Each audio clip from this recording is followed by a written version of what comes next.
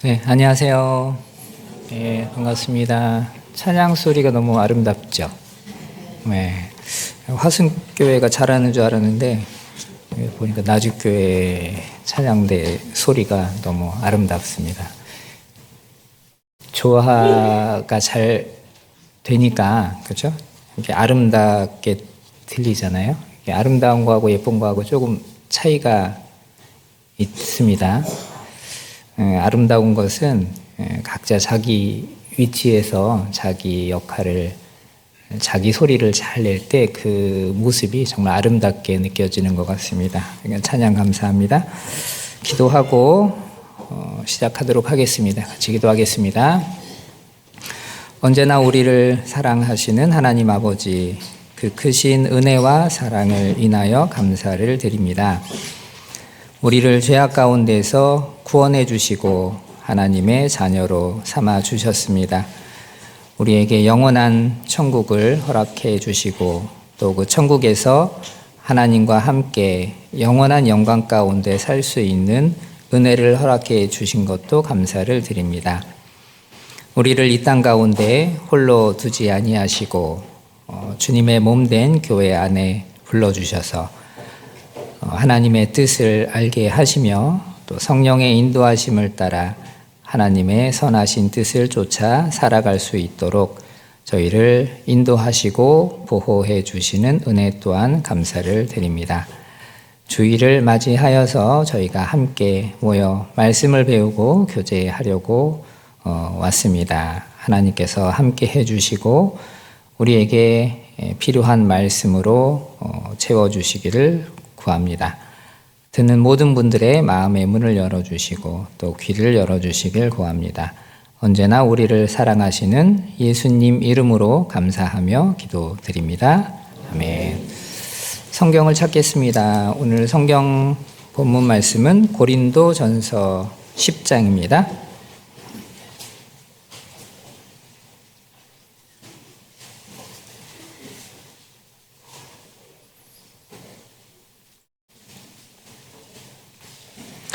고린도전서 10장 13절입니다.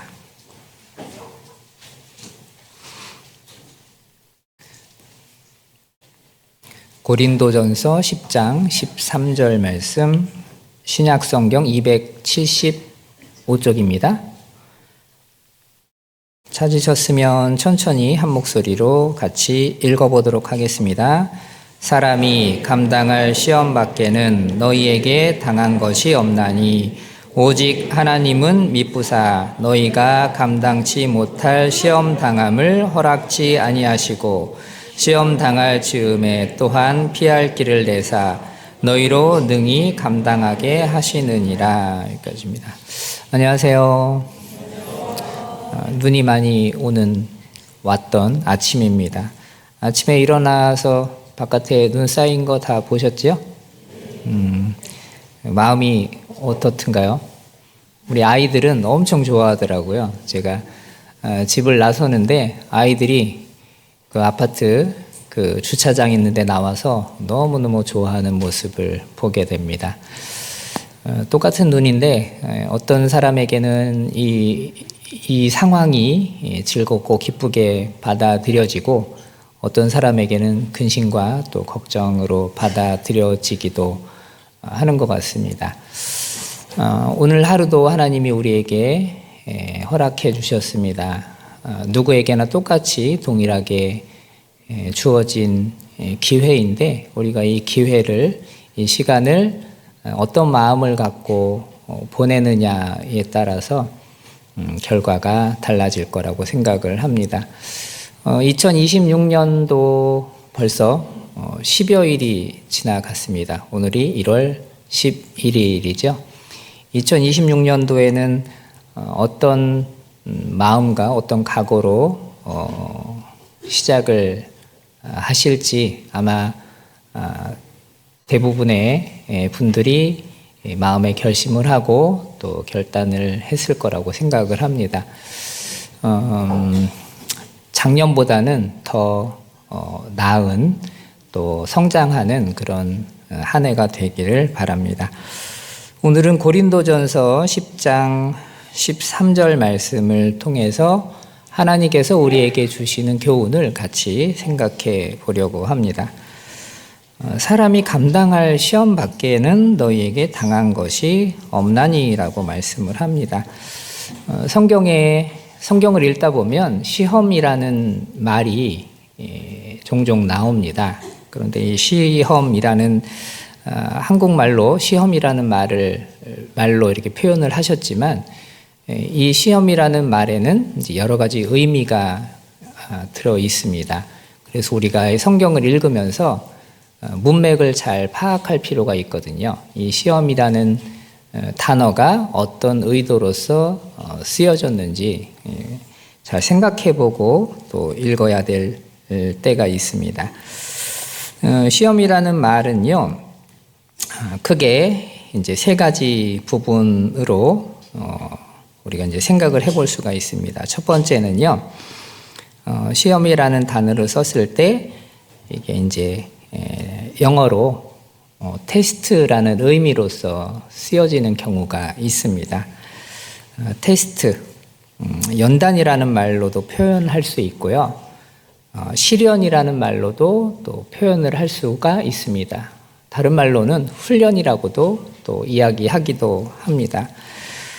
이 테스트라는 의미의 시험은 좋은 의도로 실행이 되는 겁니다. 나쁜 의도로 실행되는 게 아니라는 거예요. 우리 학생들 학교에서 시험을 봅니다. 학교에서 시험을 보는 이유가 뭔지 아시죠? 좌절시키기 위해서 이 시험을 보는 게 아니죠. 이 시험이라는 것은 시험을 통해서 그동안 배웠던 것을 익힐 수 있는 그런 기회를 주는 것이다라는 이야기입니다. 시험이라는 것이 없으면 우리가 이때까지 배운 내용을 다시 한번 숙지하고 그것을 깊이 생각해 볼 수 있는 기회가 없어집니다. 그래서 시험을 보는 거예요. 중간고사, 기말고사, 자, 이런 시험을 통해서 우리가 배운 것을 다시 한번 확인하게 되는 거죠. 그래서 이 시험은 굉장히 좋은 거다. 결국 이 시험 받는 사람은 나중에 큰 유익을 얻게 된다라는 말입니다. 성경에서도 하나님께서 우리에게 이 시험이라는 것을 주시는데 대표적인 인물이 이제 욥이죠. 욥. 하나님은 욥을 시험하셨습니다. 넘어뜨리려고 이 시험을 주신 게 아니라 욥의 믿음을 성장시키기 위해서 이 시험을 허락하신 거죠. 아브라함에게도 마찬가지로 이제 시험을 주시죠. 이삭을 바쳐라. 그 시험을 통해서 아브라함의 믿음을 확증하게 하시는 거였습니다. 욥은 이렇게 고백을 했습니다. 욥이 많은 고난을 당했잖아요. 그리고 그 고난 가운데서 하나님께 이제 이렇게 고백을 하는 겁니다. 23장 10절에 나의 가는 길을 오직 그가 아시나니 그가 나를 단련하신 후에는 내가 정금같이 나오리라 라고 고백을 합니다. 자, 그가 나를 단련하신 후에, 단련이라는 말의 의미는 시험이라는 의미인데 또 다른 말로는 이제 입증하다 이런 말로도 이제 표현할 수 있습니다. 그가 나를 단련한다, 입증한다는 게 뭐냐면 내 믿음을 입증할 수 있도록 기회를 주신다는 이야기입니다. 자, 그렇게 된 후에 내가 어떤 모습으로 나오냐면 정금과 같이 나오게 된다라고 말씀합니다. 정금은 순금을 이야기하는 거죠. 금을 만드는 것을 이제 그 다큐멘터리로 좀 본 적이 있거든요. 금이라는 것이 어떻게 만들어지냐면 금광석이라고 혹시 들어보셨죠? 금맥이라고도 이야기합니다. 금강석하고는 달라요. 금강석은 다이아몬드를 이야기하는 거고 금광석은 금이 들어가 있는 돌덩어리라는 이야기입니다. 그래서 금광석은요, 보통은 화강암 속에 금이 박혀 있어요. 근데 그것을 채취해내는데 그걸 뽑아내려면 굉장히 어렵죠. 커다란 바위를 이제 깨트려서 그것을 잘게 부수더라고요, 기계로. 그리고 잘게 부순 다음에 그 비중의 차이를 이용해서 금을 이제 가라앉힙니다. 그리고 그것을 풀무에다가 이제 집어넣는 거거든요. 약 1500도의 온도에서 금이 녹는다고 해요. 그리고 그 녹아진 금을 이제 계속해서 몇 번이고 재련한 다음에 이제 정금을 얻게 됩니다. 그래서 금이 굉장히 귀한 금속이라고 이제 이야기하고 있는 거죠. 쉽게 얻어질 수 있는 것이 아니다라는 이야기입니다. 네, 이런 그 정금을 얻기 위해서는 많은 과정이 필요하고 또 많은 어떤 그 어려운 과정들을 겪어야만 된다라고 말합니다. 그래서 우리의 그 믿음도 하나님이 이런 여러 가지 연단하는 과정을 통해서 정금과 같이 바꿔주신다고 말씀합니다. 그 과정을 이제 테스트, 이제 시험이라고 이야기할 수 있습니다. 그리고 또 성경에서 이 시험을 이야기할 때 어떤 의미로서 이야기하냐면 영어로 이제 temptation이라고 이야기하죠. 유혹을 이제 시험이라고도 이야기합니다. 이 temptation, 이 유혹은 좋지 않은 의도로서 실행이 되는 겁니다. 이 유혹을 받았을 때에 처음에는 이 순간적인 어떤 그 쾌락이 있습니다. 그러나 그 결과는 비참하죠. 혹독한 대가가 뒤따른다라는 이야기입니다. 잠언에 보면 이런 말씀이 있습니다. 잠언 5장 3절 4절에 대저 음녀의 입술은 꿀을 떨어뜨리고 그 입은 기름보다 미끄러우나. 이게 유혹이거든요. 우리에게 시험이 다가오는 겁니다. 자, 그러나 나중은 쑥같이 쓰고 두 날 가진 칼같이 날카로우며 라고 말씀하죠. 이 유혹이 다가올 때 이것을 이겨내는 것은 쉽지 않습니다. 굉장히 어렵다는 거예요. 이론상으로는 이겨낼 수 있을 것 같지만 실제로 그것이 다가왔을 때에 우리가 정말 각오를 하고 있지 않으면 쉽게 넘어갈 수밖에 없다는 이야기입니다. 자, 이것을 이제 꿀을 떨어뜨린다라고 표현을 했거든요. 꿀이라는 음식은 우리 시대에는 귀한 음식이라고 볼 수 없지만 과거에는 이 꿀이 굉장히 고급스러운 음식이었거든요.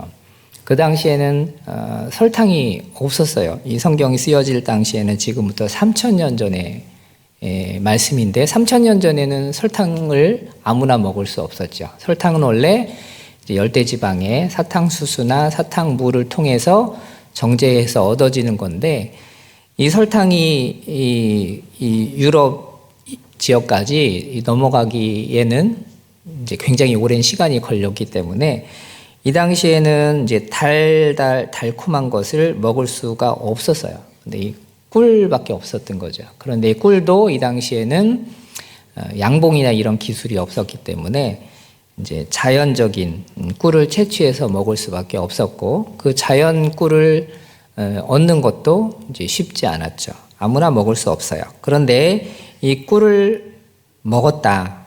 그 맛을 한번 보게 되면 이것을 이제 거절할 수 없게 된다는 이야기죠. 그리고 그 입은 기름보다 미끄럽다라고 또 말씀합니다. 우리 시대에 기름 하면 별로 안 좋은 음식으로 생각이 되지만 과거에는 이 기름이 굉장히 귀했거든요. 그래서 성경을 읽다 보면은 이 기름진 것, 기름에 대해서 말씀을 많이 하는데 그 기름이 나왔을 때는 뭘 의미하는 거냐면 굉장히 값진 것, 귀중한 것, 이것을 의미한다고 보면 됩니다. 자, 이 유혹이라는 것이 처음에는 이 꿀처럼 또 이 기름처럼 우리에게 다가오지만 우리가 이것을 받아들였을 때 나중에 쑥같이 쓰고 두 날 가진 칼같이 이제 날카롭게 된다라는 걸 우리에게 말씀하고 있습니다. 그래서 이 시험이라는 말을 이 유혹이라는 의미로서 쓰여진 때도 있다는 걸 우리가 생각을 해야 되겠습니다. 그리고 세 번째로 이 시험이라는 말을 어떤 때 사용을 하셨냐면 확인한다라는 의미로서 이 시험이라는 단어를 사용하기도 하셨습니다. 말라기서 3장 10절에 보면 하나님께서 이렇게 말씀하시거든요. 너희가 나에게 이제 하나님께 돌아오려면 온전한 11조를 창고에 들여서 하나님을 시험해봐라. 이제 이렇게 말씀을 하십니다. 온전한 11조를 드려라. 그리고 하나님께서 너희에게 복을 주시는지 안 주시는지 한번 시험해봐라 라고 말씀하거든요. 여기서 말하는 시험은 확인해보라라는 의미입니다. 하나님의 말씀대로 우리가 행했을 때 하나님이 하신 말씀이 그대로 이루어지는지 너희가 한번 확인을 해봐라라는 의미로서 이제 시험을 말씀하고 있습니다. 그래서 이 시험이라는 것을 크게 이제 세 가지로 제가 말씀을 드렸습니다. 첫째는 테스트, 이제 연단, 훈련, 시련. 자, 이것은 좋은 의미로서 쓰여진 거고, 그다음에 두 번째는 이제 템테이션, 유혹이라는 의미죠. 이것은 걸려 넘어지게 하기 위해서 오는 것입니다. 세 번째는 이제 확인이라는 의미가 있죠. 자, 하나님이 우리에게 주시는 시험은요, 이 유혹을 말하는 이 유혹의 시험을 주지는 않으신다라고 말씀합니다. 야고보서에 보면 너희가 시험 받는 것은 이게 하나님께로부터 시험 받는다라고 말하지 말라고 하셨죠. 우리의 욕심 때문에 이 시험을 우리가 받는 거다고 말합니다. 그 템페이션은 그렇다는 거예요. 자, 그러면은 지금 우리가 고린도전서 10장 13절을 읽었는데 여기에 시험이 나오잖아요. 사람이 감당할 시험 밖에는 너희에게 당한 것이 없나니 오직 하나님은 미쁘사 너희가 감당치 못할 시험 당함을 허락지 아니하시고 시험 당할 즈음에 또한 피할 길을 내사 너희로 능히 감당하게 하시느니라. 여기서 말하는 시험은 1번, 2번, 3번. 그러니까 1번 테스트, 2번 템테이션, 3번은 확인. 이 셋 중에 어떤 걸 이야기하는 걸까요? 1번, 2번, 3번. 예? 1번, 2번, 3번? 예. 이게요, 영어 성경에 보면 이거 명확하게 알 수 있거든요. 단어가 다르게 돼 있어요. 이 시험은요, 어떤 시험을 이야기하냐면 2번을 이야기해요. 템테이션을 이야기하거든요. 그 단어가 그렇게 쓰여져 있어요. 자, 사람이 감당할 시험, 이 시험은 어떤 시험이냐면 유혹을 이야기하는 거예요. 자, 이 유혹, 근데 이것을 말씀하시는데 이 10장 13절을 쉬운 번역본을 찾아보니까 이렇게 표현이 되어 있거든요. 사람이 감당할 시험 밖에는 너희에게 당한 것이 없나니. 이 말씀이 쉬운 번역으로 바꾸면 누구나 겪는 시험 이외에 여러분에게 닥칠 시험은 없습니다. 이렇게 이제 번역이 되어 있습니다.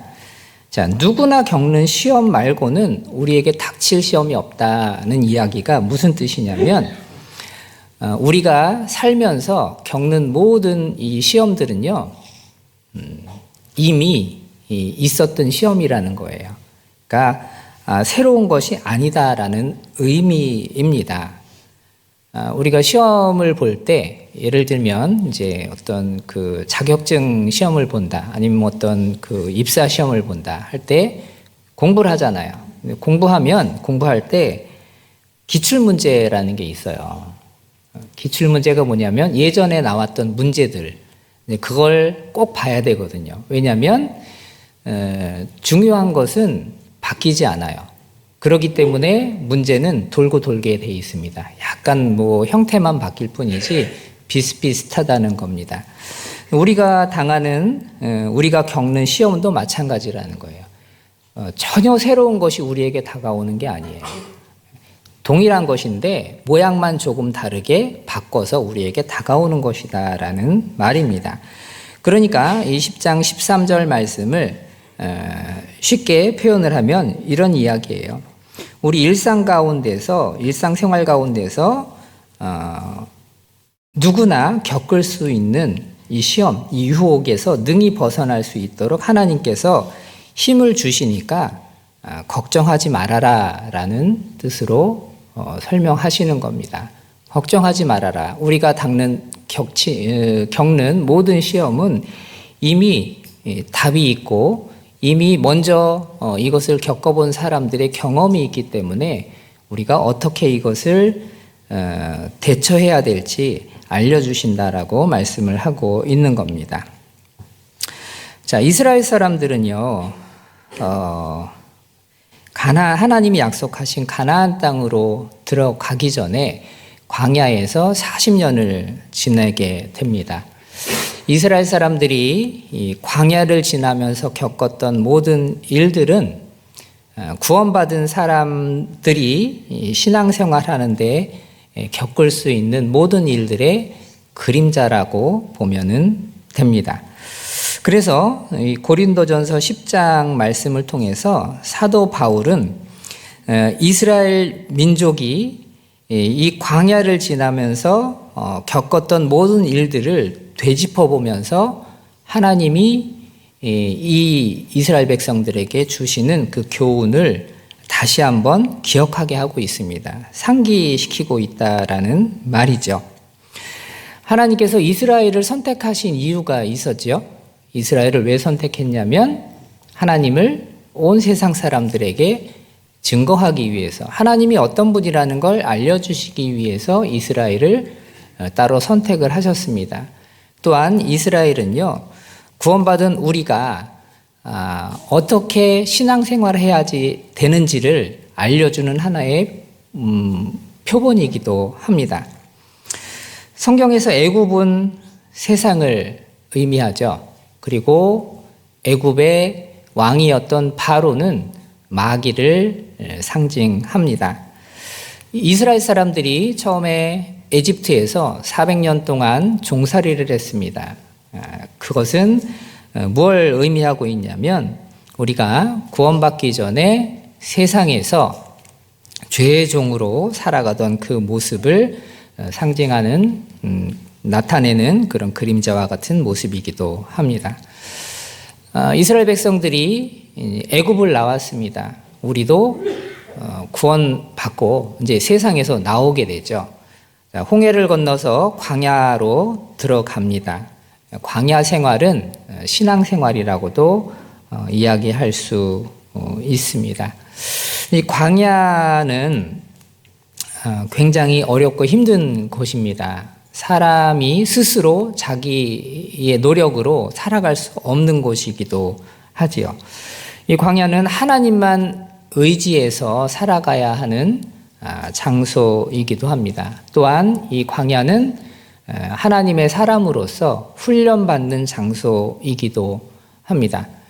광야에 있는 동안 이스라엘 백성들은 하나님의 뜻을 알게 되고 하나님께 순종하는 모습으로 점점점 바뀌어 갑니다. 광야에서 먹을 것은 하나님이 주시는 만나밖에 없었습니다. 그리고 마실 수 있는 물은 하나님이 주시는 것이었습니다. 광야는 사막과 같은 곳이라서 식물도 없고 먹을 수 있는 어떤 그 음식이 전혀 공급되지 않는 곳입니다. 하나님이 주셔야만 그것을 받을 수 있는 거죠.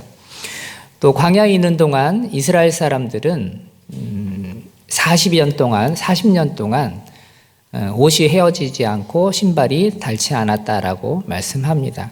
그러니까 의식주에 관해서 전적으로 하나님이 돌보셨다라는 말입니다. 인간적인 생각으로는 어떻게 그곳에서 살아남을 수 있을까라고 고민하고 걱정될 수 있는 상황이지만 되돌아보면 모든 것이 모든 것을 하나님께서 다 공급해 주시고 지키시고 보호해 주셨다라는 것을 알 수 있게 되죠.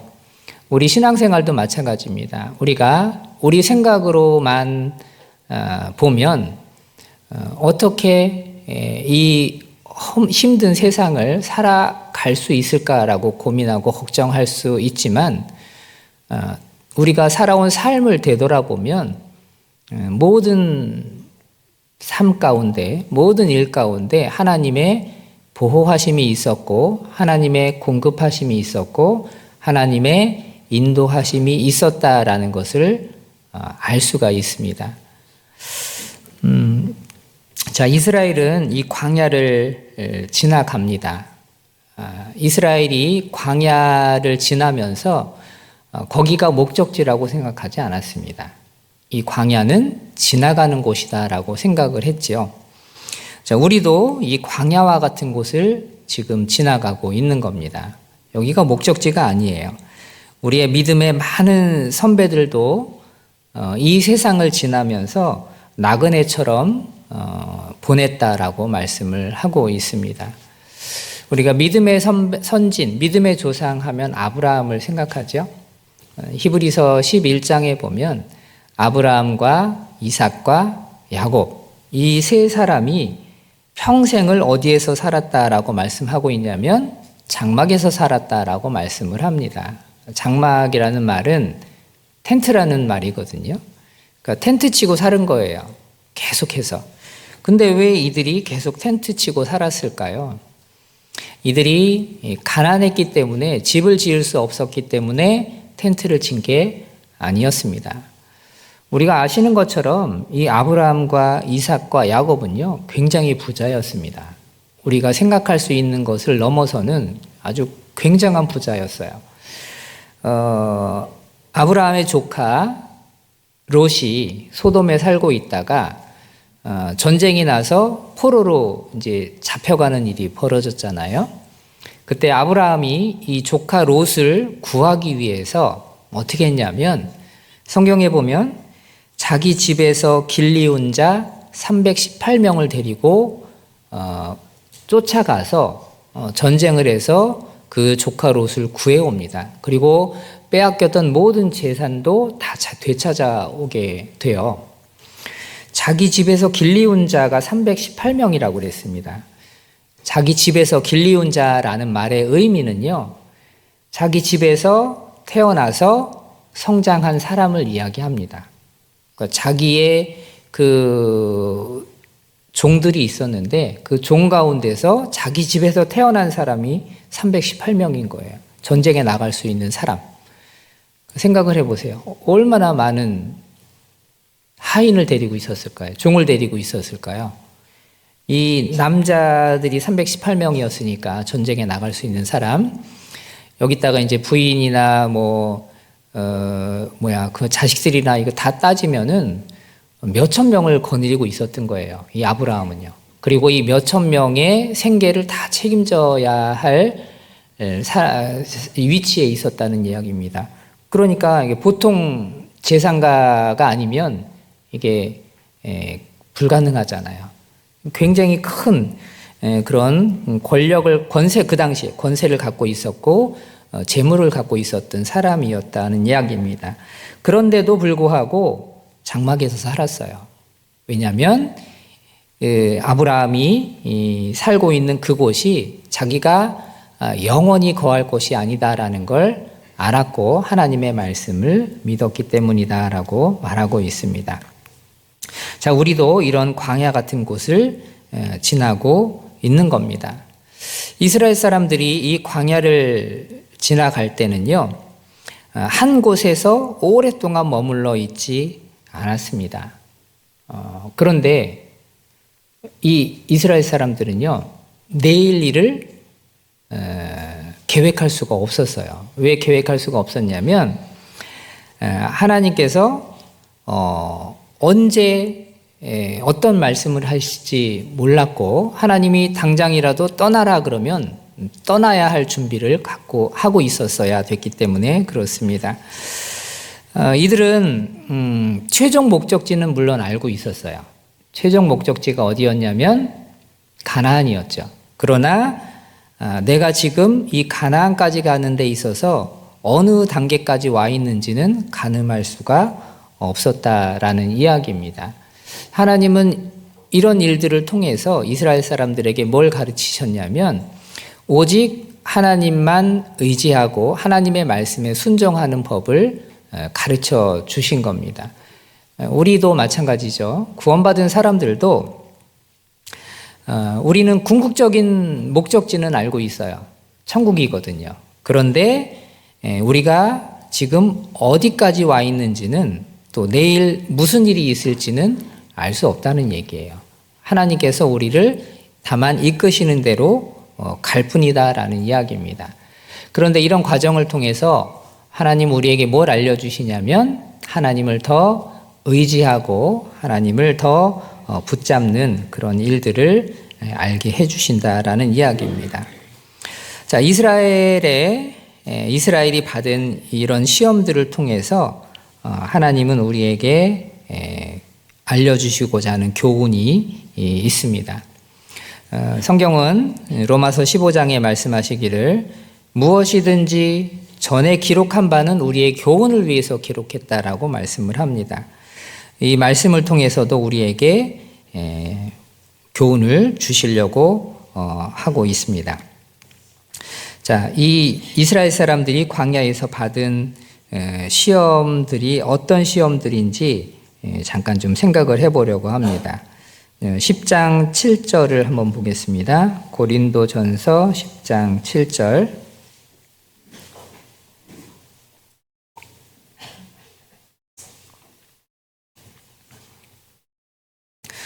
고린도전서 10장 7절 제가 읽어보겠습니다.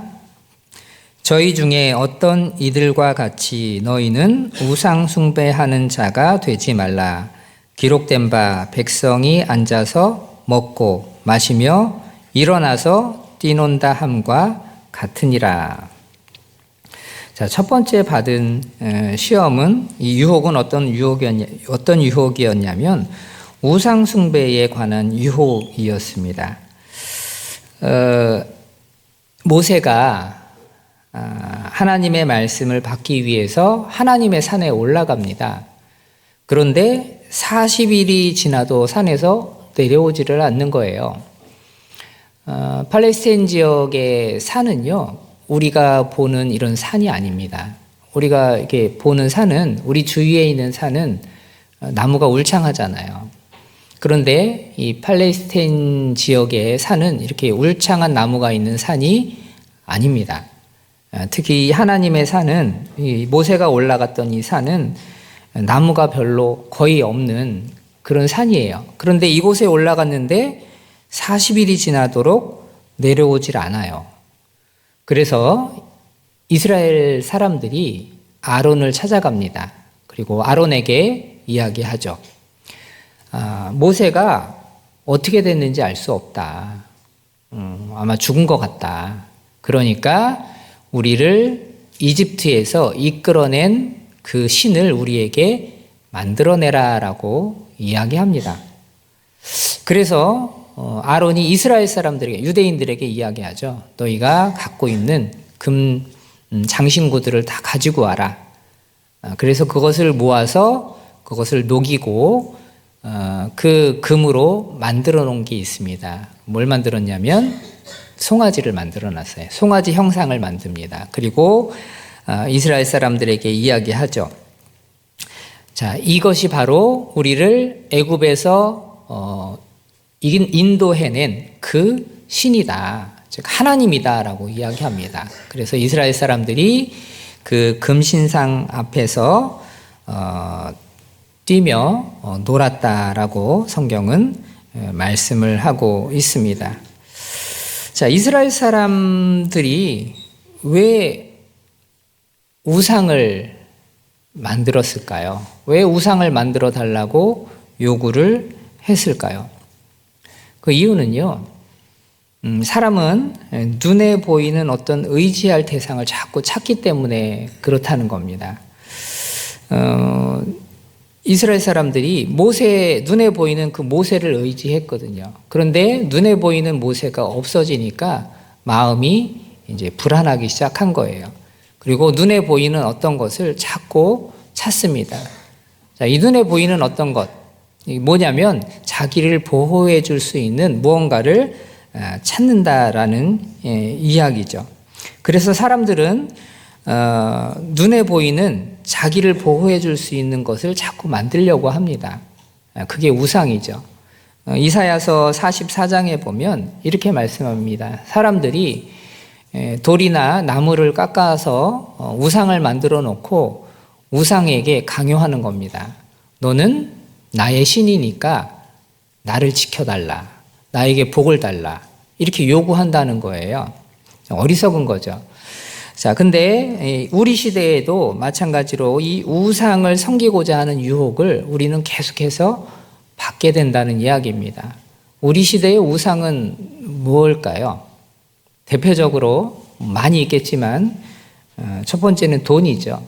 돈이 그 사람의 우상이 되는 겁니다. 왜 돈이 우상이 될까요? 돈이 있으면 돈이 나를 지켜줄 거다라는 믿음을 갖고 있기 때문에 그렇다는 겁니다. 그래서 맹목적으로 돈을 벌기 위해서 애를 씁니다.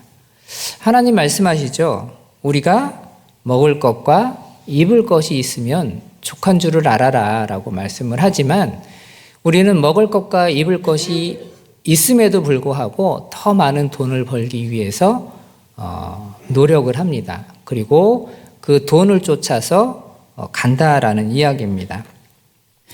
벌기만 하느라고 돈을 모으느라고 나중에 그 써보지도 못하고 죽는 사람이 꽤 많잖아요. 몇 년 전에 신문을 봤는데 뉴스를 봤는데 뉴스에 이런 얘기가 나왔습니다. 기억나시는 분도 있을 거예요. 서울에 이제 어떤 노숙자가 있습니다. 근데 그 노숙자가 가방을 잃어버렸어요. 누가 자기 가방을 가지고 갔대요. 그 신고를 했습니다, 경찰에. 나중에 이제 그 범인을 찾아서 그 가방을 돌려주었는데 그 가방에 뭐가 있었냐면 현금 1,000만 원과 뭐 여러 가지 것들이 들어 있었던 거예요. 그래서 경찰이 수상하잖아요. 노숙자인데 현금이 1,000만 원이 그 가방에 들어 있으니까. 나중에 알고 보니까 이 노숙자가 굉장한 부자였더라고요. 자기 통장에 50억이 넘는 돈이 있었습니다. 그걸 다 이제 은행에 넣어놓은 거예요. 한 달 이자가 1,000만 원이 넘는데요. 그러면 이 사람은 이제 어떻게 생활을 하느냐? 그 50억을 넣어놓고 매달 받는 그 돈 있잖아요. 그 돈을 갖고 이제 노숙을 뭐 그거 갖고 한대요. 그리고 노숙을 하는데 그 사람의 유일한 낙이 뭐냐면 이자로 받은 돈 있잖아요. 그걸 가방에다가 넣었다가 이렇게 가방 문을 열고 지퍼를 열고 한 번씩 쳐다보는 거예요. 그게 낙이에요. 그러니까 그 많은 돈을 쓰질 않는 거예요. 그냥 이렇게 지퍼 열어보고 한번 쳐다보고 아 이게 내 돈이구나. 아 이게 나를 지켜주는구나. 이렇게 생각을 한 거겠죠. 정말 어리석잖아요. 우리 주변에 그런 분들이 굉장히 많아요. 저희 그 화순교회당 앞쪽에 보면 이제 커다란 그 집을, 그러니까 땅이 있는 그런 그 이제 그 널따란 땅이 있고 이제 집이 있는 그 옷이 있거든요. 근데 한 집사님이 제가 길을 가다가 이제 그 어떤 집사님을 만났는데 그 집사님이 저를 막 부르시더니 그 땅을 보여주시는 거예요. 근데 그 길 보니까 거기에 이제 작년 가을이었거든요. 이제 깨를 비어서 이제 거기다 깨를 다 말려놨어요. 마당이 넓은데. 그리고 옆에 보면 농기구들도 막 있어요. 근데 얘기해 주시는 거예요. 이 집 주인이 저번 주 토요일 날 죽었다는 거예요. 그러면서 이 집 주인이 살면서 굉장히 돈을 아끼면서 살았다라고 이야기하더라고요. 그러니까 동네에서 소문 인식이 별로 안 좋아요. 왜냐하면 부자예요. 우리 화순에 보면 힐스테이트 아파트가 있거든요. 고급 아파트인데 거기도 집이 있고 시골에도 땅이 많고 읍내에도 땅이 많아요. 그런데 어떻게 사냐면 옷을 항상 이제 좀 누추한 옷 있잖아요. 그런 옷을 입고 이제 자전거를 타고 다니시는데 자전거도 이제 좋은 자전거가 아니라 이제 옛날 낡은 자전거, 그런 자전거만 타고 다니시고 이제 한마디로 주변 사람들한테 베풀지를 않고 사셨던 거예요. 그러니까 그렇게 막 열심히 돈을 모아서 아끼고 돈을 모으고 했는데 순간 갑자기 이제 돌아가신 거죠. 참 어리석다라고 말씀을 하셔요. 그렇잖아요. 그렇게 왜 돈을 악착같이 모으려고 했을까요? 자기한테 쓰지도 않고 다른 사람한테 쓰지도 않고. 왜 그러냐면 그 사람은 돈을 자기의 우상으로 삼았던 거죠. 이 돈이 있으면 날 지켜줄 거다. 그런데 돈이 아무리 많아도 하나님께서 그 생명을 취해 가시면 다 놓고 가야 되는 거잖아요. 우리 시대에 이 돈이 이제 우상이 된다라는 이야기입니다. 우리에게도 이런 유혹들이 계속 찾아올 수 있다는 거예요. 그리고 또 다른 우상이 뭐냐면 이제 명예욕이죠. 자리라는 얘기입니다. 권력을 이야기하는 거예요. 성경에 보면 아달랴 여왕이 나옵니다. 이 아달랴가 누구였냐면 이세벨의 딸이었어요. 자, 이세벨의 딸이었는데 이 아달랴가 유다의 여호람 왕과 결혼을 하게 되죠. 그런데 이 여호람 왕이 하나님 앞에 악했기 때문에 일찍 죽습니다. 이 여호람이 아들을 낳았는데 그 아들이 아하시아죠. 아하시아가 왕이 됐는데 마찬가지로 하나님 앞에 악을 행했어요. 그래서 1년 만에 죽게 돼요. 자, 자기의 아들인 아하시아가 죽게 되자 이 아달랴가 어떤 일을 했냐면 자기 이 손주들을 비롯해서 다윗의 그 자손들은 싹 다 죽이는 만행을 저지르게 됩니다. 왜 죽였느냐? 자기가 그 권력을 계속 유지하려고 그 가족들을 싹 다 이제 죽이는 일을 벌이게 되죠. 그 자리에 있으면 자기는 보호받을 거다라고 생각을 한 겁니다. 얼마나 어리석어요. 근데 인간 역사 가운데 이런 일들이 굉장히 많이 있었거든요. 예를 들면 중국의 그 북경 베이징에 가면 자금성이라는 큰 성이 있습니다. 거기는 맨날 며칠을 둘러봐야지 다 볼 수 있다고 이야기하잖아요. 근데 그 자금성을 건축하게 한 사람이 명나라 때 영락제라는 사람이라고 해요. 근데 이 영락제라는 사람이 원래 왕이 될 수 있는 사람은 아니었어요.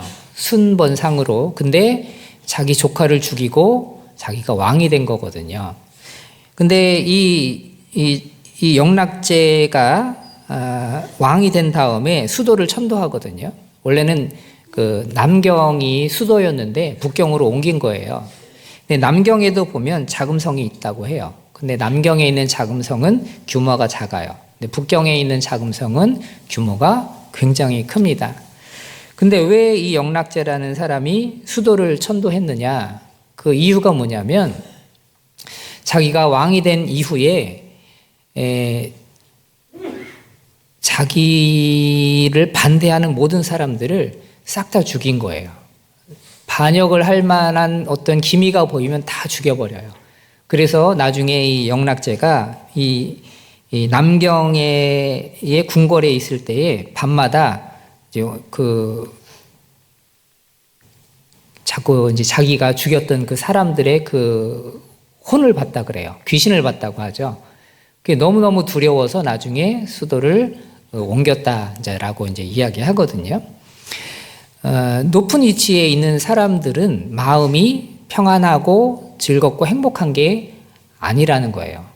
자기가 그 자리를 지키기 위해서 굉장히 고민하고 두려워하고 또 그 자리를 유지하기 위한 어떤 수단들을 쓰고 있는 거죠. 이것처럼 이제 이 명예, 그 자리가 자기를 지켜줄 것처럼 생각이 되지만 실제로는 그렇지 못하다라는 이야기입니다. 근데 우리도 마찬가지예요. 우리가 누리고 있는 어떤 위치 또는 올라가고 있는 그 자리가 나를 지켜줄 거다라는 마음을 갖게 된다는 이야기입니다.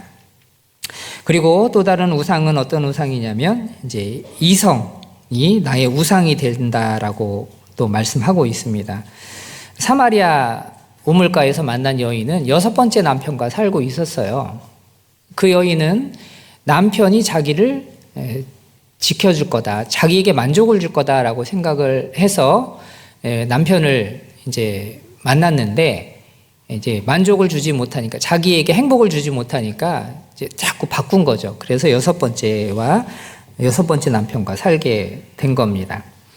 자, 이것처럼 우리 주위에 우리를 지켜줄 수 있다라고 생각하고 우리가 이제 넘어갈 수 있는, 이제 그 붙잡을 수 있는 그런 우상들이 존재한다는 이야기입니다. 근데 이스라엘 사람들도 이것처럼 자기를 지켜줄 수 있다라고 생각하고 이제 우상들을 섬기다가 결국은 하나님께 이제 징계를 받았다. 이 우상이 이스라엘 사람들을 지켜줄 수 없다는 것을 하나님이 알게 해주셨다는 걸 기억하라라고 말씀하시는 겁니다. 자, 그리고 두 번째는 고린도전서 10장 8절을 보겠습니다.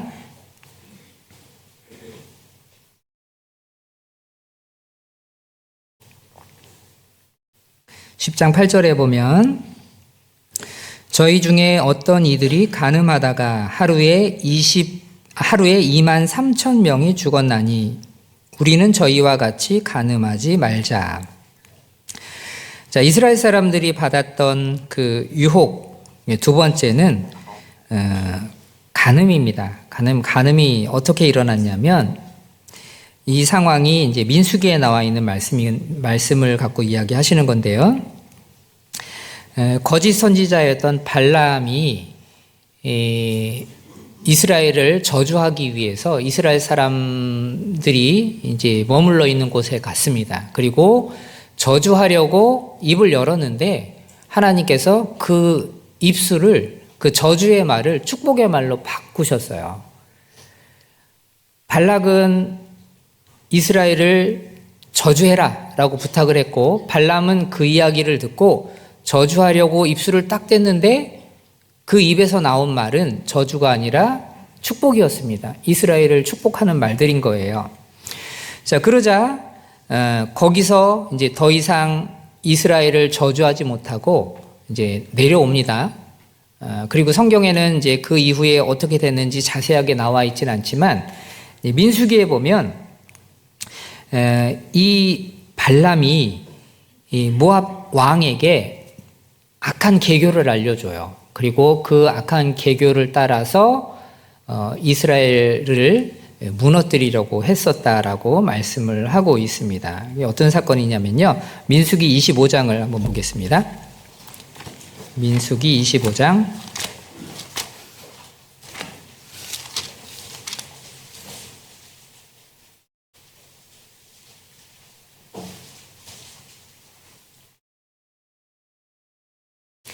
민수기 25장 1절입니다.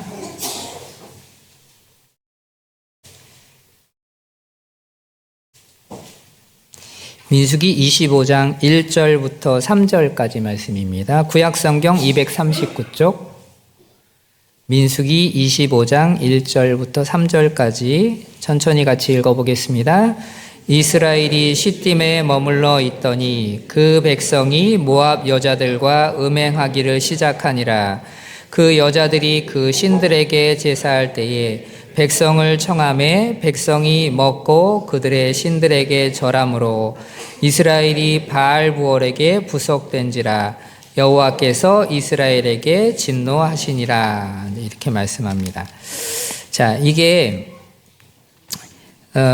이스라엘 사람들이 이제 모압 여자들과 음행을 했다고 말씀합니다. 그리고 이 여자들이 이 남자들, 이스라엘 남자들을 자기네 신들에게 제사할 때 데리고 온 거예요. 그리고 절을 하게 합니다.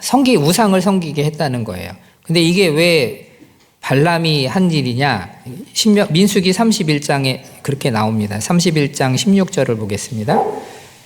민수기 31장 16절.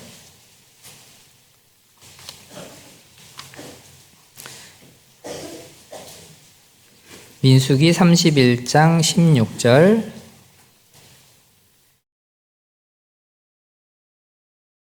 민수기 31장 16절 여기 같이 읽어보겠습니다. 보라, 이들이 발람의 꾀를 쫓아 이스라엘 자손으로 부올의 사건에 여호와 앞에 범죄케 하여 여호와의 회중에 연병이 일어나게 하였느니라. 이 사건을 이야기하는 거거든요. 이렇게 이성의 유혹이 쉽게 다가옵니다. 그리고 이 이성 때문에 하나님 앞에 죄를 짓게 되는 일들이 벌어질 수 있다는 거죠. 우리가 신앙생활을 하면서 이런 유혹들을 받을 수 있게 됩니다.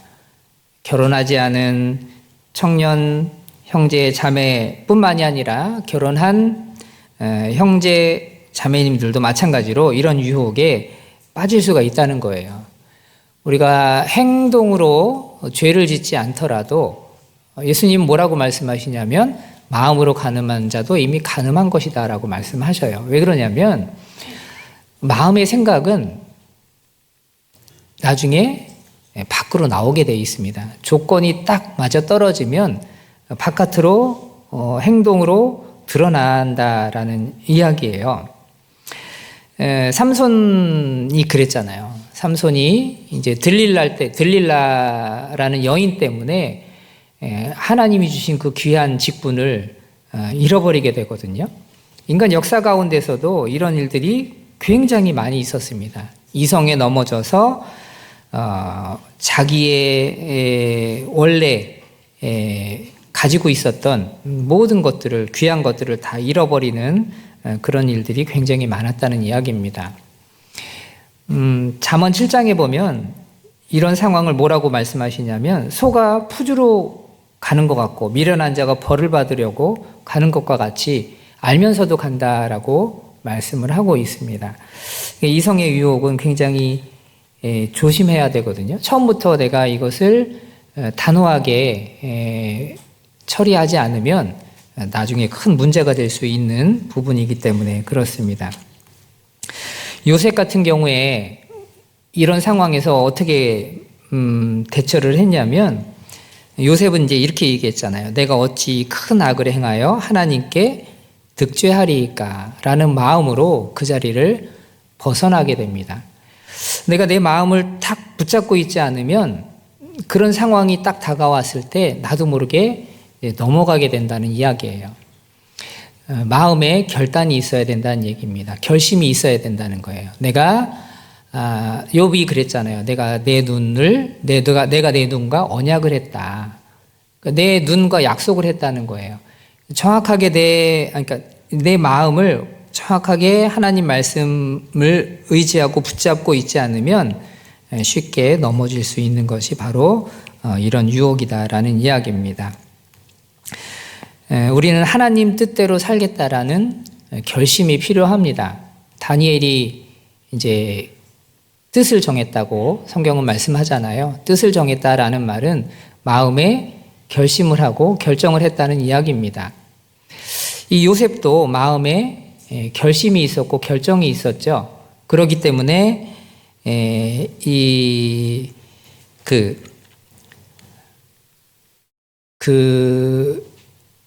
갑자기 생각이 안 나네요.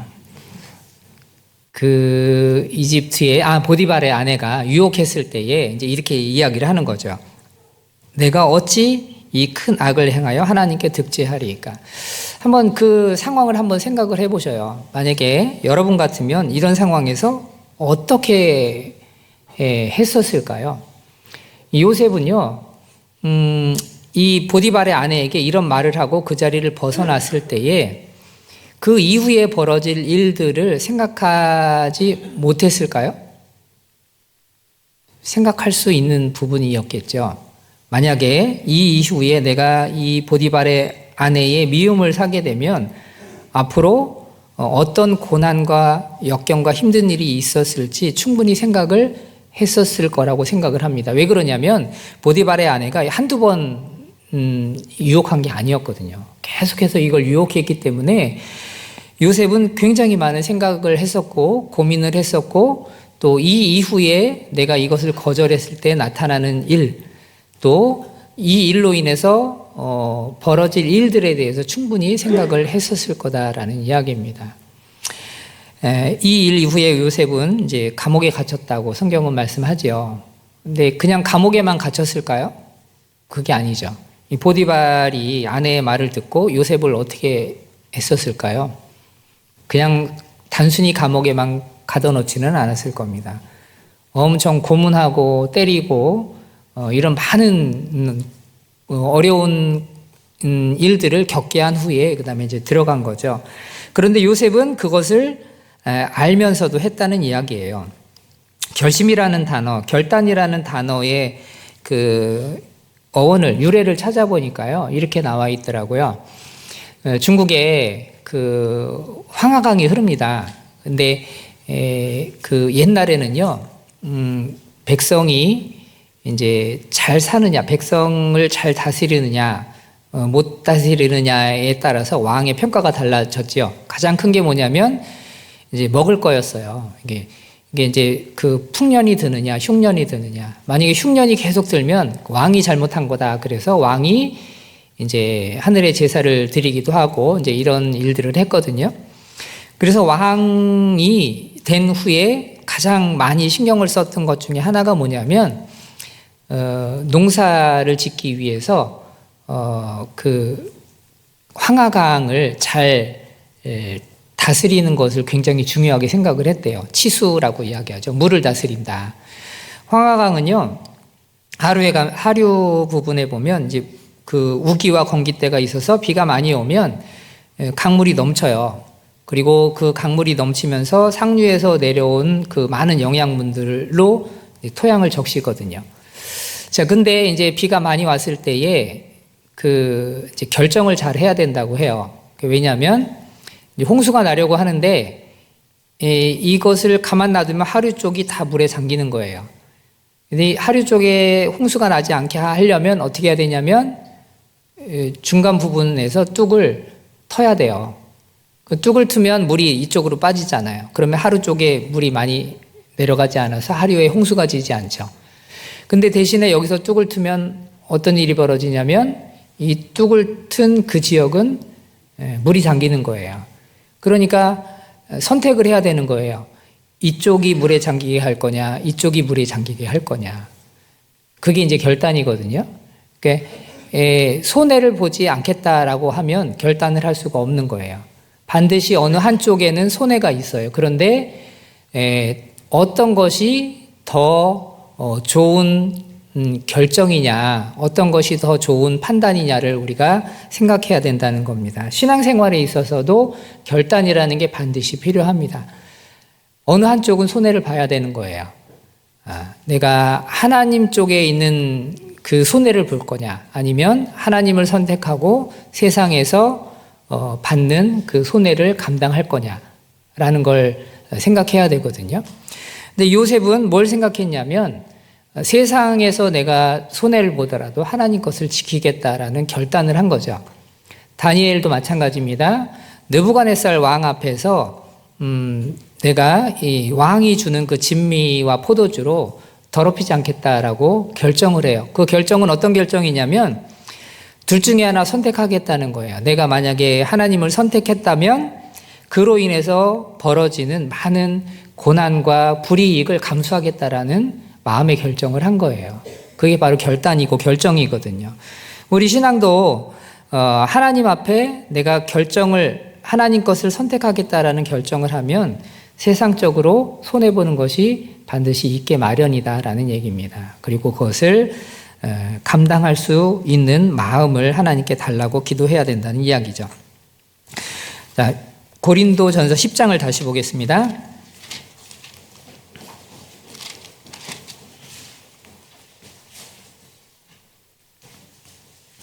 10장 9절입니다. 이제 세 번째 받을 수 있는 유혹은 이겁니다. 고린도전서 10장 9절.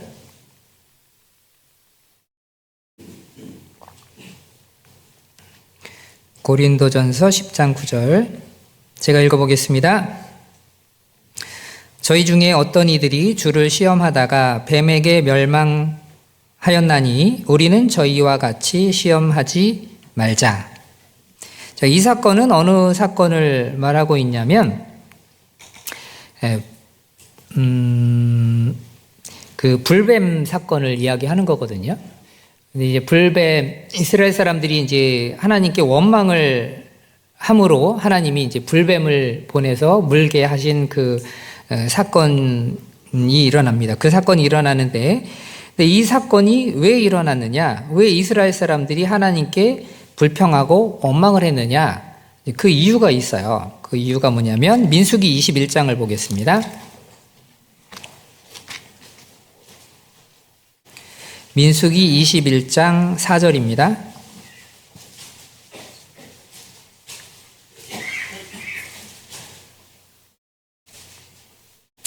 민수기 21장 4절, 구약성경 231쪽입니다. 민수기 21장 4절 같이 읽어보겠습니다. 백성이 호르산에서 진행하여 홍해 길로 쫓아 에돔 땅을 둘러 행하려 하였다가 길로 인하여 백성의 마음이 상하니라. 자, 이스라엘 사람들이, 유대인이, 이스라엘 백성이 이제 가나안 땅으로 들어가려고 해요. 근데 가나안 땅으로 들어가려고 할 때 에돔 지역을 지나가야만 했어요. 근데 에돔으로 지나가려고 했는데 하나님이 뭐라고 말씀하셨냐면 에돔 사람들과 싸우지 말라 그랬어요. 에돔과 다투지 말아라. 왜냐하면 이 에돔 지역은 하나님이 에서의 자손에게 준 땅이다. 너희에게 준 땅이 아니다 라고 말씀을 하셔요. 그래서 이스라엘 사람들이 에돔 왕에게, 에돔 사람들에게 이야기합니다. 우리가 당신의 땅을 지나가게 허락을 해달라고 부탁을 해요. 그러면서 뭐라고 이야기하냐면 우리가 큰 길로만 가겠다. 너희를 해치지 않겠다. 그리고 이 길로 가다가 혹시 우리가 손해를 끼치면 그것을 보상을 하겠다라고 이야기합니다. 우리는 이 길을 통과해서 가나안으로 가려고 하니까 지나가게만 해달라고 이야기하죠. 그런데 에돔 왕이 그것을 거절합니다. 그렇게 못한다라고 이야기해요. 그래서 이스라엘 사람들이 어떻게 됐냐면 길을 이렇게 직선으로 가면 금방 갈 수 있는 길인데 이거 직선으로 못 가고 아래로 한참 돌아서 가야 되는 상황이 벌어진 거예요. 지금 읽은 말씀에 보면 길로 인하여 백성의 마음이 상했다 그랬잖아요. 근데 이 길이 어떤 길이냐면 이제 이 단어가 어떤 의미로 쓰여졌냐면 아주 힘든 길, 그냥 평탄한 길이 아니라는 의미로 쓰여졌어요. 왜 그러냐면 이게 돌아가는 길은 어떤 길이냐면 남쪽으로 한참 밑으로 내려왔다 올라가야 돼요. 근데 이게 남쪽은 어떤 지역이냐면 사막이에요. 그 사막을 지나서 올라가야 되니까 이제 굉장히 이제 힘들죠. 그러니까 이스라엘 사람들이 마음에 안 좋은 감정이 생긴 거예요. 그래서 한 가지가 마음에 안 드니까 나머지 이 일들도, 나머지 모든 것들도 이제 다 불만스러운 거죠. 우리도 그렇잖아요. 뭐 하나 마음에 안 들면 주변에 있는 나머지 것들도 다 이제 마음에 안 들게 보이잖아요. 그래서 이스라엘 사람이 이렇게 이야기한 겁니다. 뭐라고 얘기하냐면 5절에 백성이 하나님과 모세를 향하여 원망하되 어찌하여 우리를 애굽에서 인도하여 올려서 이 광야에서 죽게 하는고 이곳에는 식물도 없고 물도 없도다. 우리 마음이 이 박한 식물을 싫어하노라 하매라고 말하고 있어요. 이 박한 식물이 뭔지 아시겠죠? 만나. 이 만나를 처음 하나님이 주셨을 때 너무나 달콤하고 맛있다고 이야기했거든요. 근데 지금에 와가지고는 뭐라고 말하냐면 이 박한 식물, 이 변변찮은 이 음식 너무 싫다 막 이러면서 불평불만을 막 하는 거예요. 자, 하나님은 뭐라고 말씀하시냐면 신명기 한번 찾아보겠습니다. 신명기 2장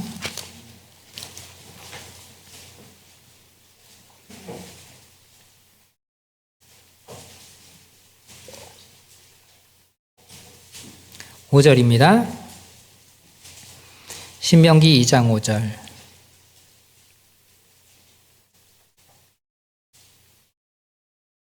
신명기 2장 5절입니다. 같이 읽어보겠습니다. 그들과 다투지 말라. 그들의 땅은 한 발자국도 너희에게 주지 아니하리니 이는 내가 세일산을 에서에게 기업으로 주었음이로라. 자, 하나님이 그 땅을 침범하지 말아라. 이 당시에 이스라엘 사람들은요, 이제 이스라엘이 그 광야에 있을 때, 그 수를, 그 인구 수를 두 번을 계수하거든요. 첫 번째는 이제 출애굽하자마자 이제 계수를 한 거고, 두 번째는 이제 가나안 땅 들어가기 전에 계수를 합니다. 근데 그 숫자가 거의 비슷했어요. 남자 장정이 60만 명 정도 된 거였거든요. 그러니까 남자 장정이 60만이고 이제 뭐 여자들하고 뭐 노인들, 아이들 다 합치면 한 200만 명 정도 됐다고 이제 추측을 합니다. 그러니까 이 겉으로 보여지는 이 그 세력으로 따지면 이스라엘 민족이 작은 무리가 아니었다는 거예요. 그러니까 에돔과 서로 이제 전쟁을 하게 되면 이 이스라엘 사람들이 충분히 이길 수 있는 그런 자신감이 있었던 거죠. 자, 그런데 하나님이 하지 말라고 하는 거예요. 야, 에돔과 싸우지 말아라. 우리가 힘이 있고 능력이 있어서 이게 싸우면 이길 수 있을 것 같은데 하나님이 하지 말라는 거예요. 그 어떻게 했느냐? 싸우지 말고 한참을 돌아가라라고 이제 말씀을 하시는 겁니다. 우리도 때로는 내 뜻대로 하고 싶은데 하나님이 막으시는 경우가 있어요. 충분히 할 수 있는데 못하게 하는 거예요. 이거 내가 하면 할 수 있는데 왜 하나님이 이거 못하게 하시지? 근데 이제 그럴지라도 하나님이 하지 말라고 하신 분명한 이유가 있을 거거든요. 지금은 이해할 수 없고 지금은 납득하기 어려울지라도 분명히 하나님은 선하신 분이고 내가 아는 것보다 훨씬 더 앞서서 알고 계시고 하나님은 큰 뜻을 갖고 우리를 인도하시기 때문에 하나님의 말씀에 순종하는 것이 맞다라는 얘기입니다. 그런데 우리가 우리의 모습만을 보고 지금의 현재 상황만을 보고 그것을 잘못 생각하고 판단하면 안 된다라는 말입니다. 그래서 이 당시에 이스라엘 사람들이 하나님께 그렇게 불만을 터뜨린 거예요. 왜 우리를 가까운 길로 가게 하지 않고 왜 돌아가게 하느냐. 우리에게 충분히 힘도 있고 능력도 있는데 왜 못하게 하느냐라는 거예요. 자, 그래서 그것으로 인해서 원망하게 되고 불평하게 되었다라는 것을 말씀합니다. 우리도 그런 상황이 올 수 있다는 걸 말씀하시는 거예요. 자, 그리고 이제 고린도전서 10장을 보겠습니다. 10장 10절.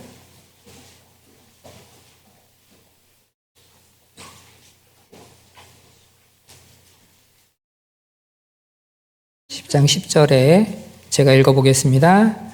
저희 중에 어떤 이들이 원망하다가 멸망시키는 자에게 멸망하였나니 너희는 저희와 같이 원망하지 말라. 자, 이 사건은 어느 사건을 두고 말씀하시냐면 민수기 14장에 나오는 가데스 바네아 사건을 말씀하시는 겁니다. 우상 숭배함으로 3,000명이 죽었습니다. 그리고 이제 8절에 그 간음하다가 23,000명이 죽었다고 말씀을 합니다. 자, 그런데 이 원망하고 불평했을 때에 몇 명이 죽었냐면 2명을 제외한 나머지가 다 이제 죽게 돼요. 이 가데스 바네아에서 이제 12명의 정탐꾼을 보내게 되죠. 근데 12명의 정탐꾼 중에서 2명 빼고 나머지는 부정적인 하나님의 말씀을 믿지 못하는 보고를 합니다. 그리고 이스라엘 모든 백성들이 이 10명의 정탐꾼들의 말을 믿고 하나님을 불신하게 됩니다. 그 일로 인해서 하나님은 그 모든 사람들이 그 2명을 제외한 나머지 모든 사람들이 하나님의 약속의 땅에 들어가지 못하게 하나님이 하시죠. 자, 그들은 이제 뭐라고 이야기했냐면, 그 민수기를 한번 찾아보겠습니다. 민수기 14장.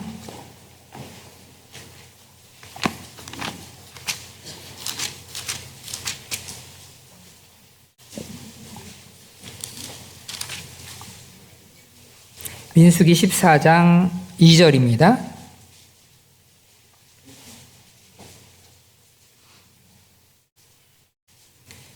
민수기 14장 2절 같이 읽어보겠습니다. 이스라엘 자손이 다 모세와 아론을 원망하며 온 회중이 그들에게 이르되 우리가 애굽 땅에서 죽었거나 이 광야에서 죽었다면 좋았을 것을, 이렇게 이야기해버린 거예요. 우리가 애굽 땅에서 죽었거나 이 광야에서 죽었다면 좋았을 것을. 그래서 하나님이 뭐라고 말씀하셨냐면 28절을 보겠습니다. 14장 28절.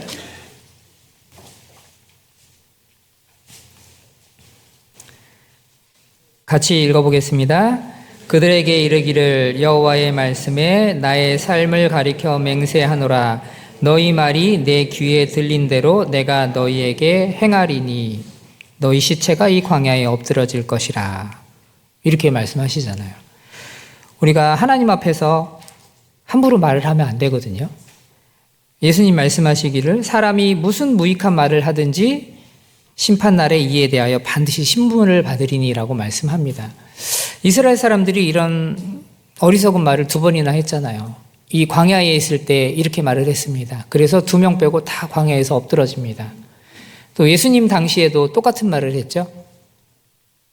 예수님의 피를 누구한테 돌리라 그랬어요? 우리와 우리 자손에게 돌려라. 그래서 그 말을 하나님께서 들으시고 그대로 실행하신 거예요. 3,4,1원이라는 말이 있죠.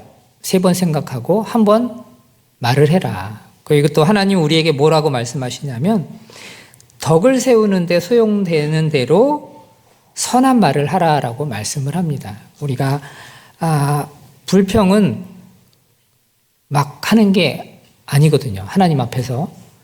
왜냐하면 그게 큰 죄가 될 수 있기 때문에 그렇습니다. 왜 그러냐면 이 불평과 원망은요 번지게 돼 있어요. 옆에 있는 사람들이 그 원망하는 불평하는 말을 들으면 마음에 똑같은 생각이 들게 되고 그것이 점점 퍼지게 되고 결국은 하나님의 일을 가로막는 일이 생기기 때문에 그렇습니다. 그래서 이 모든 일들을 통해서 하나님이 뭐라고 말씀하시냐면 고린도전서 10장 11절에 저희에게 당한 이런 일이 거울이 되고 또한 말세를 만난 우리의 경계로 기록하였느니라 라고 말씀을 합니다. 자, 이스라엘 백성들이 광야에서 겪었던 그 많은 시험들이 있죠. 유혹들이 있어요. 자, 우상 숭배했던 그런 유혹, 그리고 이제 이성에 넘어져서 하나님을 배신했던 그런 유혹, 그리고 또 이제 하나님께 이제 원망했던 그런 유혹, 또 이제 불평하고 하나님의 뜻을 거스렸던 이런 모든 유혹들이 우리에게도 동일하게 일어날 수 있다라고 말씀하시는 거예요. 그리고 이런 일이 일어났을 때에 이스라엘 백성들의 모습을 보면서 어떻게 해야 될지 생각하라라고 말씀을 하고 있는 겁니다. 그리고 이런 유혹들이 왔을 때에 어떻게 해야 되느냐? 분명히 하나님은 우리가 감당할 수 있는 것을 주셨다고 말씀하셨고, 또 충분히 이겨낼 수 있는 것이니까 말씀을 보면서 이것을 이겨내라라고 말씀을 합니다. 미가서 6장을 한번 보겠습니다. 미가서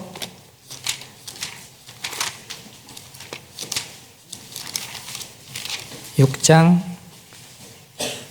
5절입니다.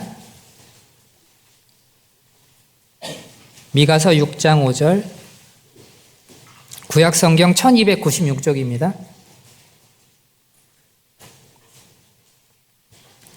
같이 읽어보겠습니다. 내 백성아, 너는 모압 왕 발락의 꾀한 것과 부올의 아들 발람이 그에게 대답한 것을 추억하며 시딤에서부터 길갈까지의 일을 추억하라. 그리하면 나 여호와의 의롭게 행한 것을 알리라 하실 것이니라. 자, 여기 추억하라라는 말을 2번 반복해서 하십니다. 추억하라라는 말은 지나간 일을 돌이켜서 생각해 보라는 거예요. 자, 발람의 일을 한번 생각해 봐라. 발람이 어떤 일을 했죠? 이스라엘을 저주해라라고 발락이 요구했을 때에 발람이 저주하려고 이스라엘 앞에 섰잖아요. 그런데 하나님이 그 입술을 바꿔버리셨죠. 그 저주가 축복이 되게 하셨다는 이야기입니다. 기억하라는 거예요. 하나님이 함께 하시고 우리에게 내려지는 저주를 하나님은 축복으로 바꿔주시는 분이다라는 걸 생각하라는 얘기입니다. 그리고 또 기억해야 될 게 뭐냐면 시딤에서부터 길갈까지의 일을 추억하라고 말씀하셔요. 자, 시딤에서 어떤 일이 벌어졌냐면 시딤에서 이제 여리고 성을 정탐하기 위해서 정탐꾼 2명을 보내요. 자, 이 정탐꾼이 가서 누구를 만나냐면 라합을 만나죠. 그 라합을 통해서 무슨 이야기를 듣냐면 여리고 성에 있는 사람들이 어떤 마음을 품고 있는지 알게 하십니다. 그 당시에 여리고 성은요, 굉장히 두터운 그 성벽을 갖고 있는 성이었어요. 이중 성벽을 갖고 있었다고 이야기합니다. 굉장히 두꺼웠대요. 그래서 이게 침공하기가, 무너뜨리기가 쉽지 않은, 거의 불가능에 가까운 그런 성이었습니다. 그런데 이스라엘 사람들이 지금 그 성을 공격해서 이제 함락시키려 하는데 이스라엘 사람들도 이제 두려운 마음이 있었겠죠. 근데 이제 그 2명의 정탐꾼이 가서 그 라합의 말을 듣고 온 겁니다. 라합이 뭐라고 얘기했습니까? 지금 여리고성에 있는 모든 사람들의 마음이 녹아내렸다 그랬어요. 이 이스라엘 백성들 때문에, 그리고 이스라엘과 함께한 그 하나님 때문에 마음이 녹아내렸다. 엄청 두려워하고 떨고 있다라는 걸 알게 하신 겁니다. 자, 우리가 겉으로 보기에는 넘어갈 수 없는 큰 산성처럼 보여요. 성벽처럼, 뚫지 못할 그런 성벽처럼 보입니다. 그런데 하나님이 앞서 일하고 계시다는 거예요. 이미 그 성은 무너진 거거든요. 우리가 두려워할 게 아니잖아요. 하나님이 앞서 행하신다. 이걸 기억하라는 얘기입니다. 그리고 이제 길갈에서의 일도 추억하라고 말씀하세요. 길갈에서는 어떤 일이 있었냐면 여리고 성을 앞두고 하나님이 이스라엘 사람들에게 이제 명령을 하십니다. 어떤 명령을 내리셨냐면 모든 남자들은 다 할례를 행하라. 왜냐하면 이제 먼저 이스라엘 땅에서 할례를 받았던 모든 남자들은 광야에 다 죽었어요. 광야에서. 그래서 지금 전쟁에 나가려고 하는 사람들은, 남자들은 다 할례를 받지 않은 상태예요. 근데 하나님께서 그 여리고 성에 들어가기 전에 할례를 행하라라고 말씀하시는 거예요. 여기가 길갈이거든요. 여리고 성 바로 앞이에요. 그러니까 상황이 어떤 상황이냐면 전쟁을 앞두고 앞에 적군이 있어요. 근데 그 적군들이 있는데 그 길갈에서 할례를 하라는 거예요. 이 할례를 하면 어떤 일이 벌어지냐면 남자들이 못 움직여요. 한 일주일간은. 그러니까 전쟁을 할 수가 없어요. 만약에 이 할례를 행했는데 적군이 쳐들어온다 그러면 칼 한 번 제대로 휘둘러 보지 못하고 다 전멸을 당할 수 있는 그런 상황인 거예요. 야곱의 딸 디나가 이제 그 안 좋은 일을 당했잖아요. 세겜 땅에서. 그때 이제 그 야곱의 아들 아들들이 그 세겜 자손에게 할례를 행하라. 그러면 우리와 서로 이제 사돈지간이 될 거다라고 이야기하죠. 그래서 다 할례를 받게 하잖아요. 3일째 되는 날 시므이와 레위가 군사를 이끌고 가가지고 그들을 싹 다 죽여버려요. 왜냐하면 그들이 움직일 수 없는 못하는 그런 상황이었거든요. 마찬가지입니다. 지금 전쟁을 앞두고 있는데 이 할례를 행하라고 말씀하시는 거예요. 그래서 이스라엘 사람들이 어떻게 했느냐? 할례를 행했어요. 근데 어떤 일이 벌어졌죠? 아무 일이 안 났어요. 하나님이 지켜주셨다라는 이야기입니다. 걱정하지 말아라. 겉으로 보기에 이게 정말 위험하고 안 될 것 같아 보여도 하나님이 지켜주신다. 이걸 기억하라라고 우리에게 이제 말씀하고 있습니다. 우리가 유혹이 다가왔을 때 선택해야 될 그런 상황들이 벌어지고 또 유혹이 다가올 때에 많은 갈등이 생길 수 있지만 그럴 때마다 우리는 하나님의 약속을 기억하고 또 하나님의 약속대로 행했던 믿음의 선진들이 겪었던 그 일들을 기억하고 또 이스라엘 백성들이 겪었던 일들을 통해서 하나님이 어떻게 우리를 지켜주시는지 기억하라라고 말씀을 하고 있습니다. 그래서 오늘은 고린도전서 10장을 통해서 시험에 대해서 같이 좀 생각을 해봤습니다. 기도하겠습니다. 언제나 우리를 사랑하시는 하나님 아버지, 그 크신 은혜와 사랑을 인하여 감사를 드립니다. 사람이 감당할 시험 밖에는 하나님께서 허락하시지 않는다고 말씀하십니다. 또 시험 당할 즈음에 피할 길을 주시고 우리가 능히 감당할 수 있게 해주신다고 약속을 하셨습니다. 우리가 하나님을 의지하고 또 하나님의 뜻 가운데 살아가는 이 기간 하나님 항상 함께 하시고 지켜주실 줄 압니다. 우리가 2026년 더욱 하나님을 의지하고 또 하나님의 뜻 가운데 살아갈 수 있는 저희가 될 수 있도록 도와주시길 구합니다. 언제나 우리를 사랑하시는 예수님 이름으로 감사하며 기도드립니다. 아멘.